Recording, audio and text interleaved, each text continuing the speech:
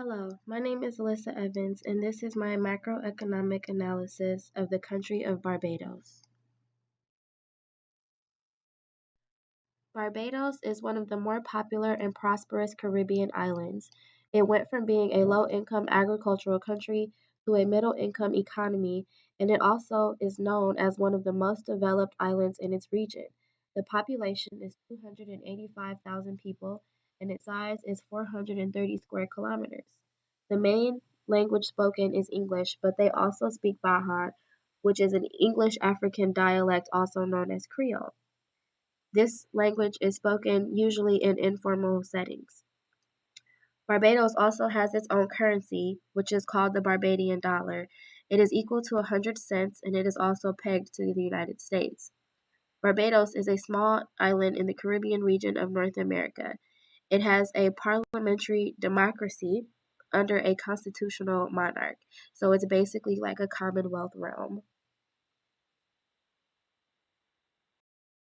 The gross domestic product, also known as GDP, is a monetary measure of the market value of the final goods and services that are produced in a certain amount of time. The per capita of GDP is basically the GDP divided by the amount of people that live in that country. In Barbados, their GDP for 2017 resulted in $4.6 billion, and their GDP per capita was $16,514. The main industries for the GDP has been split up in three different sectors, which are agriculture, industry, and services. After analyzing the government influence in Barbados, I would pretty much say that the government is against government interference. They haven't really been interfering in what's been happening in the economy of Barbados. They've limited their spending as they've done a lot in the past, but recently they've reduced their government spending. They've been issuing a lot of fiscal and monetary policies to help with the stimulation of the economy. They're pretty much against, not against, but I would say that they have minimal management of the economy. Their tax structure has caused a large deficit, and there's definitely a lot of debt.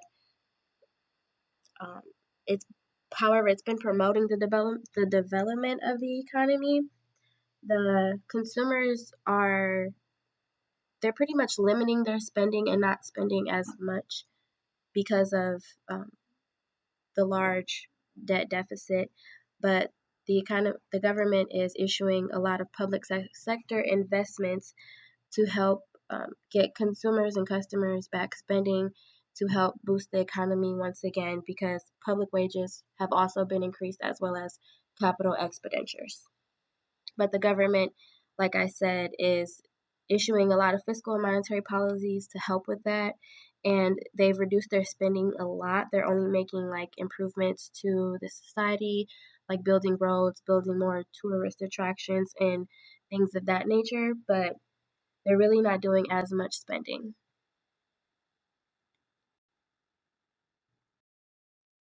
When Barbados had become a low-income agricultural economy, they were mostly like known for their production of sugar and rum.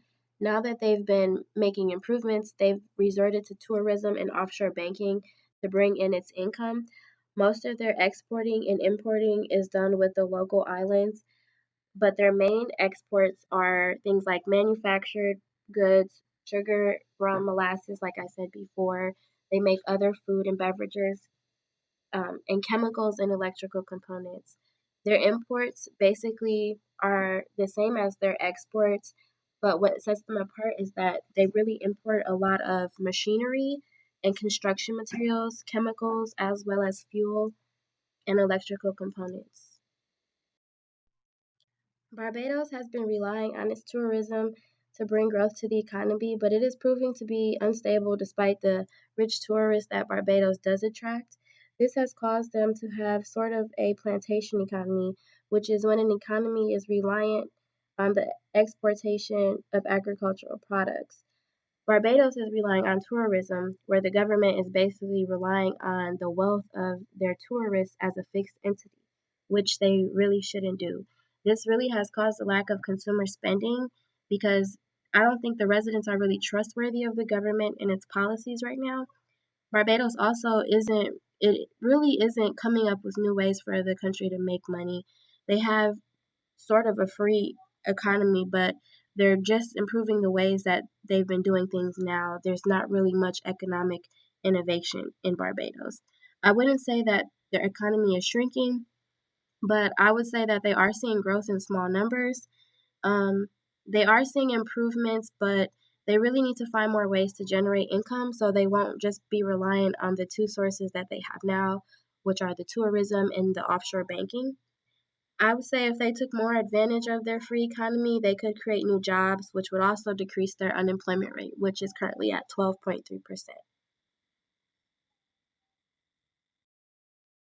I would honestly say that the economy of Barbados is actually growing. It's not at a a great rate, but they have a 2% growth rate in the beginning of 2017, which to me shows that they are recovering from the decline that they had in their economy recently. They've had a reduction in their unemployment rate, so that supports growth because it went from 11.3% to 9.7%.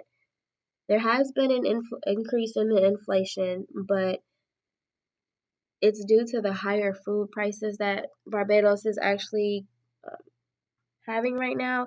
The government has, and increased the tax, so those tax burdens have increased prices, which has decreased consumer spending. So, that's one downfall of the economy.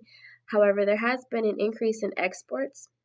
They've really been using their tourism performance to recover the economy, but they have low oil prices and their international reserves have dropped, which is not good, but the government has stopped its spending, so that will it will help with the low reserves because they have a 5-year economic plan in place to increase their international reserves. Their Gini coefficient is 47 and their world rank is 130. But considering that they're a small Caribbean island, I would say that their economy is doing actually pretty good. As we all know, the United States is the largest diversified economy in the world right now, but even considering the fact it is still suffering, there hasn't really been much growth and they owe a lot of money. Barbados does too, but it's pretty small compared to the United States because Barbados is a small island compared to the United States.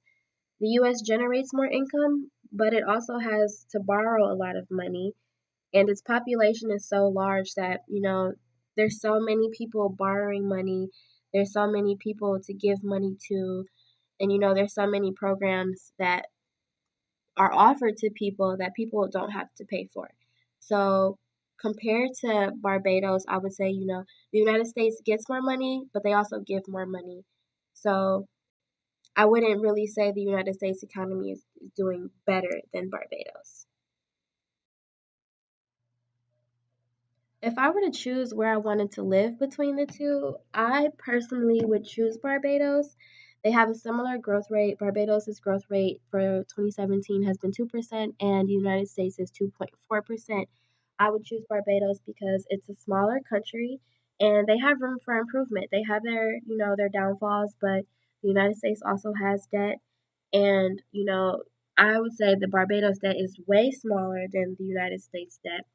It's also one of the most developed Caribbean islands. So, I mean, that says a lot about the island compared to the other islands surrounding it. And it's also a beautiful tourist attraction. So, I would take the beautiful tourist attraction compared to the overpopulated United States with all of its political issues and things like that going on. There's one queen and people relatively like that they have a queen. Um, it's a pretty good place to live. It's beautiful, and I would say it's not as complicated as the United States.